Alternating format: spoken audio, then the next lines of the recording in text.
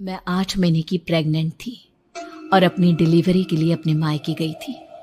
माँ ने मुझे फोन पर बताया, घर के पीछे की तरफ जो खाली जमीन थी ना, वहां पर एक नया कमरा बनवा लिया है। इतने सालों के बाद जैसे ही अपने घर में कदम रखा, कुछ अलग सा लगा। माँ, ये घर के पीछे की तरफ नया कमरा बनवाने की क्या जरूरत थी? अरे बेटा, घर के पीछे दूर दूर तक खाली जमीन है।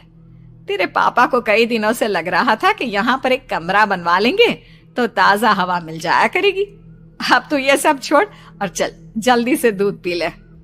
माँ, मैं थोड़ी देर में पी लूंगी, आप सो जाओ। मैंने दूध का गिलास उठाकर उस खिड़की में रख दिया।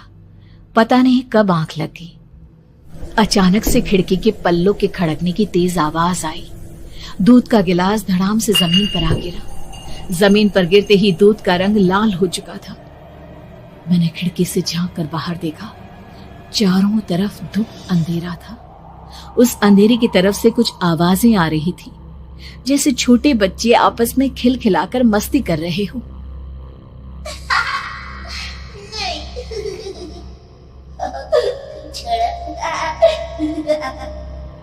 इतनी रात को इतने घनघोर अंधेरे में बच्चों की आवाज कैसे आ रही है?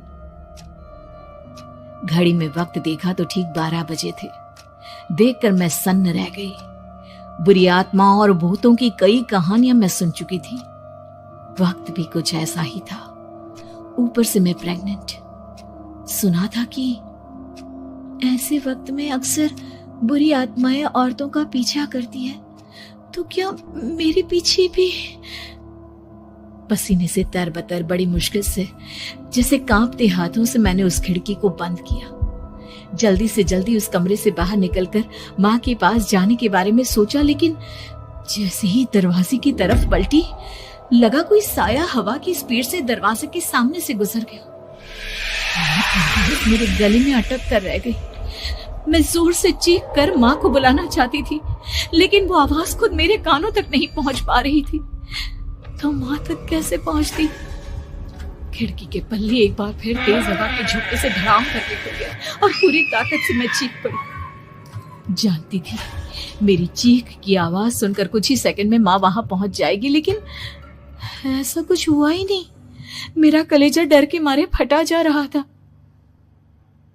आखिर माँ ने मेरी आवाज क्यों नहीं सुनी? इतनी गहरी नींद में तो माँ कभी नहीं सोती। ठीक पीछे खुली हुई वो खिड़की। मुझ में इतनी ताकत नहीं बची थी कि मैं पलटकर उस तरफ देख भी सकूं। हवा का एक सनसनाता हुआ झोंका उसी वक्त मेरे कानों से आकर टकराया। लगा जैसे किसी ने दबी हुई आवाज में धीरे से मुझसे कहा, चली जाओ यहां से। मैंने दोनों हाथ अपने कानों पर रख लिए और एक बार फिर ताकत लगाकर जोर से चीखने की कोशिश की। माँ! पापा! मेरी आवाज उस कमरे की दीवारों से टकराकर वापस मुझे ही सुनाई दे रही थी। जितनी ताकत के साथ मैंने चीखने की कोशिश की थी, कुछ ही देर बाद उससे कहीं ज्यादा तेज और दर्दनाक चीख मुझे सुनाई देने लगी। ये आवाज ठीक मेरे पीछे खिड़की से आ रही थी। वो आवाज मेरे कानों में पिघलते हुए लोहे की तरह गिर रही थी। उन आवाजों में हैवानियत थी। वो आवाजें किसी इंसान की नहीं है, इतना मैं समझ चुकी थी। कांप रहे हाथों से मैंने अंधेरे में कुछ ढूंढने की कोशिश की। तभी अचानक मेरा हाथ बेड पर रखी टॉर्च पर पड़ा। किसी तरह ताकत लगाकर टॉर्च का बटन ऑन किया, लेकिन ये क्या? सामने दरवाजे पर 3 छोटी लड़कियां खड़ी हुई थी। उनके हाथ में स्टील के चमचमाते हुए चाकू थे। मैं घबराकर लड़खड़ाई और पीछे की तरफ हटी, लेकिन तब तक वो मेरे पास आ चुकी थी। उनकी गर्दन टेढ़ी थी और उनके हाथों के वो चाकू मेरे पेट को निशाना बनाने को तैयार।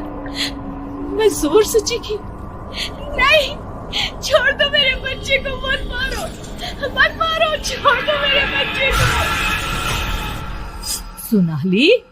सोनाली, क्या हुआ बेटा? तू इतनी डरी हुई क्यों है? उठ बेटा, क्या हुआ? हड़बड़ाकर मैंने अपनी आंखें खोली। देखा तो दिन निकल आया था। माँ मुझे जगा रही थी। मेरा चेहरा पूरा पसीने से लथपथ था। क्या हुआ बेटा, तुमने कोई बुरा सपना देखा क्या? मैं अभी तक अपने पूरे होश में नहीं थी। वो मेरे बच्चे को मार देगी माँ। वो लड़की मेरे बच्चे को। मैंने घबराकर अपने पेट को छुआ। सब कुछ ठीक था। और वो दूध जो रात को यहाँ पर गिर गया था, उसका रंग लाल हो गया था। माँ ने हंसते हुए दूध का गिलास मुझे दिखाया। तुमने दूध पिया ही नहीं, पूरा का पूरा ऐसे ही रखा हुआ है। तुमसे कहा था ना सोनाली, सेहत के लिए लापरवाही ठीक नहीं बेटा। लेकिन मैंने तो सब कुछ अपनी खुली आंखों से देखा था। ये सपना कैसे हो सकता है?